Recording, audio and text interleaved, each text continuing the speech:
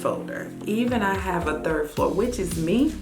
But hey, I had repairs done, I had bills, I had so many things done. And then the building one is very interesting because it may be, let's say the sewer went down. That's a building issue. You had the electrical fixed in the basement. That's a building issue. You have a washer and dryer in your basement. That's a building situation. You put the receipts there. What else is building? Utility bills for the building. Say for instance, like I paid for the lights in the building, that goes for the building. Not the lights in the building, I'm sorry, the lights in the hallway of the building and in the basement. What else? Anything that's done building related, you do that. So I have a building / basement thing for that. Number 10. Pray, pray, pray. This is a journey. It is a big journey. Listen, pray as much as you can. Because in my case, and I'm a spiritual person, but even if you're not a spiritual person, you're going to be humble to pray. Because people, tenants going to try you. They're going to make you feel like you want to go back to your old self or go back some years when you was a little ratchet. So, yeah, I want to say do that. Make sure you pray. Pray, pray, pray. I pray like sometimes every hour when I'm feeling a certain kind of way, because you definitely want to detach business from personal. So if you don't like the person personally, that has nothing to do with business. You have to be professional like you're at work. You have to be take the emotions away from it. This is good for women, right? Take the emotions out of it, please. If they curse you out, tell you this, do this, can't take it personal. You can't. Definitely don't take it personal. Don't let your emotions send you up and down, because tenants just do this in general. You know, their characters ooze out. They hustle, they try to get over, they do things. It's not you they're attacking. It's just their way they are, unfortunately. It's just how evil they can be. So I wouldn't take it personal. It's just, you're just another person they're figuring they can hustle, basically. So I would say, don't take it personal. Don't take things personal. And then when you don't take things personal, and when you're not trying to, lock down your emotions, it helps you to detach from your tenants. And these are just 10 things that I'm learning being a baby landlord. Definitely got tried, definitely had some challenges, definitely had some overthinking moments, definitely was frustrated, definitely wanted to, just let somebody have it. But it's definitely a humbling moment for me to just practice restraint, practice professionalism, even though you're at home in a personal situation. There'll come a day where God will bless for me to not be in this building anymore, and it'll be sad, but I realize I cannot be amongst my tenants. Yes, it cuts bills. Maybe it cuts bills.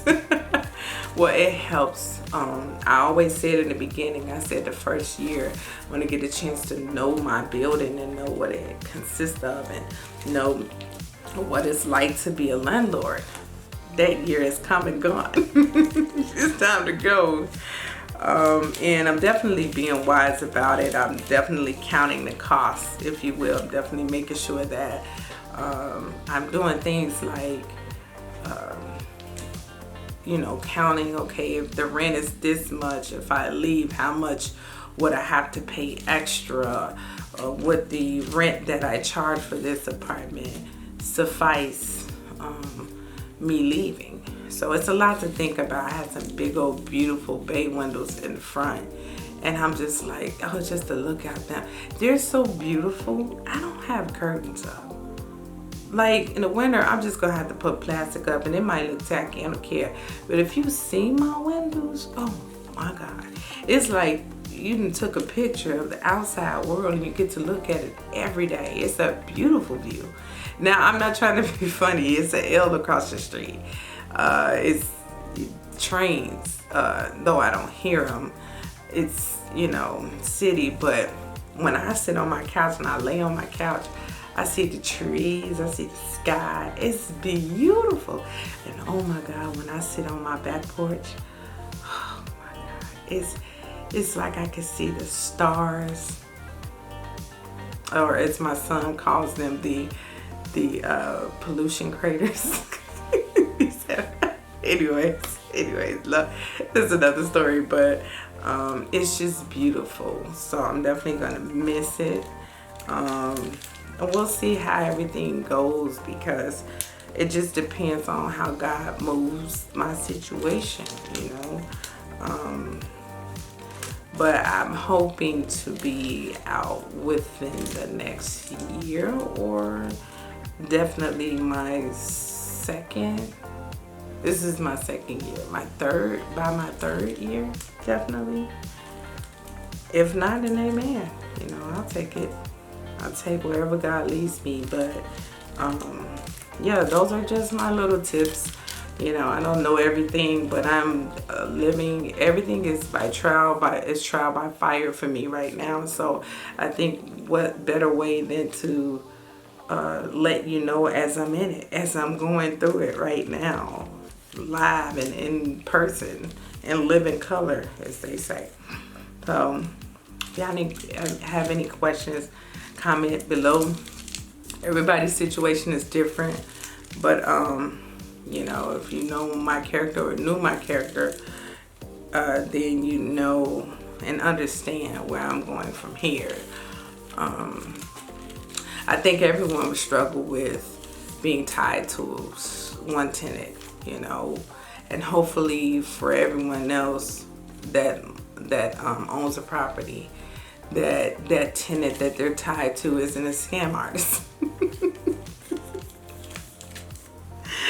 I'm just saying. But yeah, everybody falls short, right? So I don't regret I don't regret anything, because I chose purposefully the things I did on purpose. I let God lead me. I kept certain people around because at the time that's what was needed. For me, from a financial standpoint, as well as to get acclimated. I don't regret that. It's just tenure is done. What else?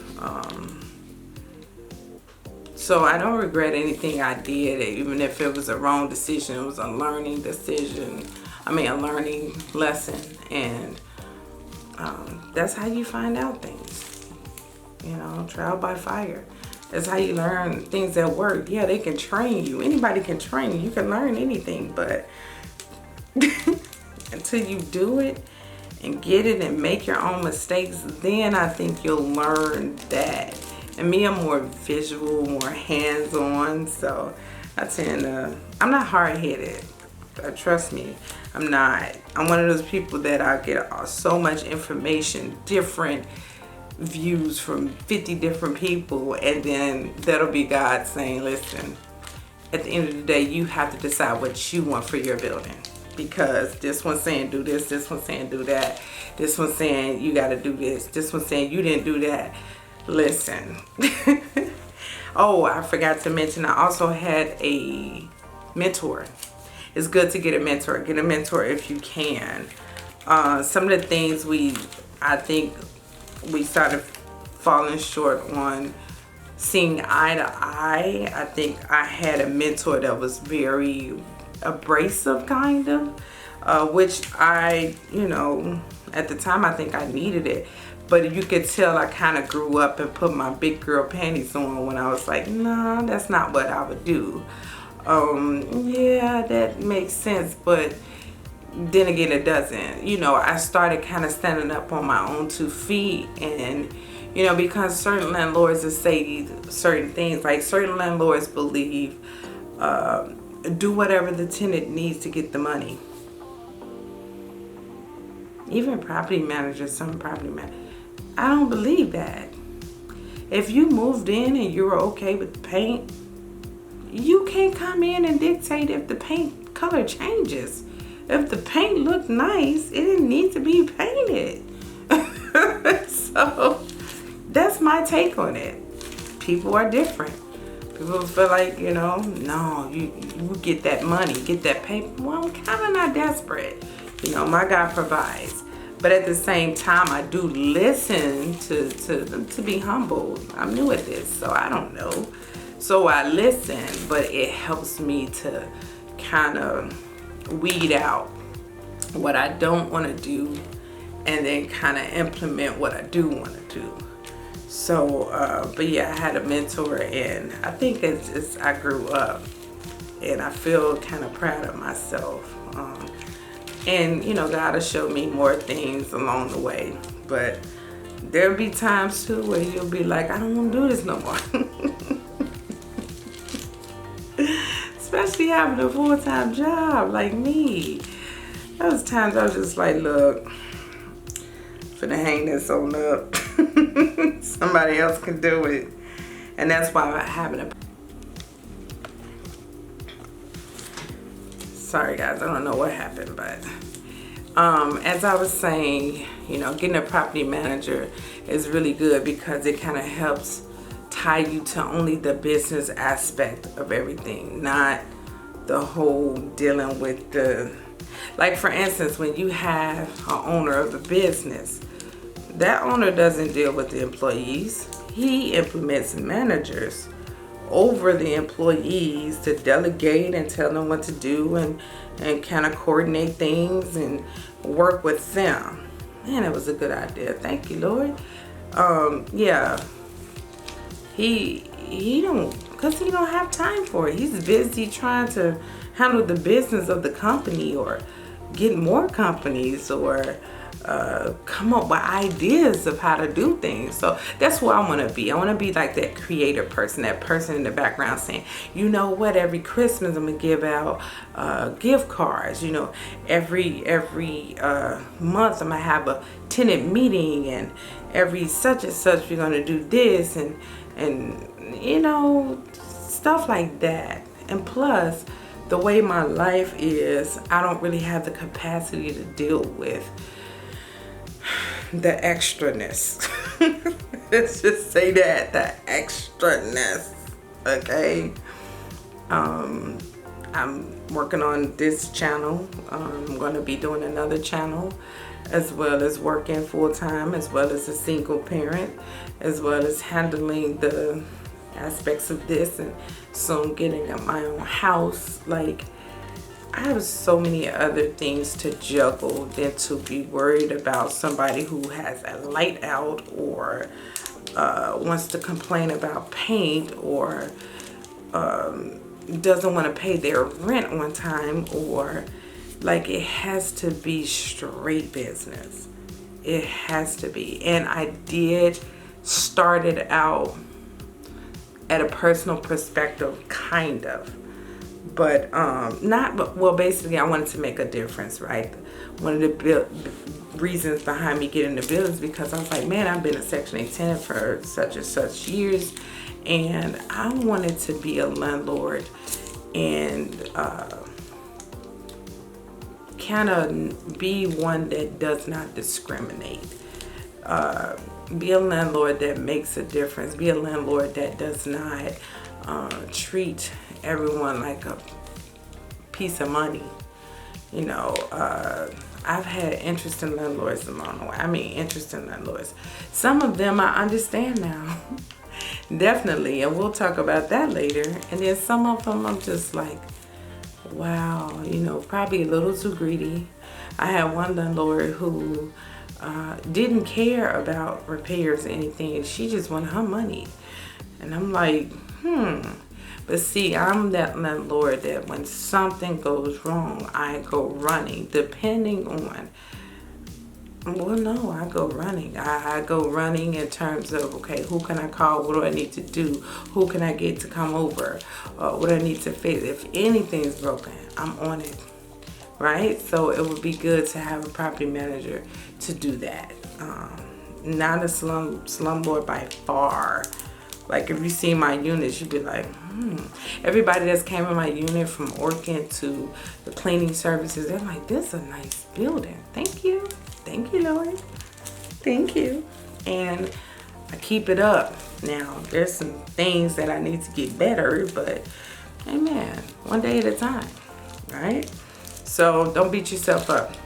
But yeah, these are just my tips and tricks. I'm not gonna go rambling on and so on and so on. But just wanted to make sure I pop in and let you guys know those few tips. If you're thinking about getting property, if you own property, you're new, whatever the case may be, soon I'm going to start featuring certain landlords. I'm actually going to interview one of my landlords, my old landlords. Cool, right? I'm going to interview one of my other landlords, co-landlords. Not co-landlords. Co-landlords mean you both own a building. No. A landlord associate of mine who I hung out with, and we got a chance to vent and talk about everything, and it was so refreshing. I may take you with me on events. We'll see. We'll see. Comment down below if you want me to do all of that good stuff. But yeah. Anywho, guys, thanks.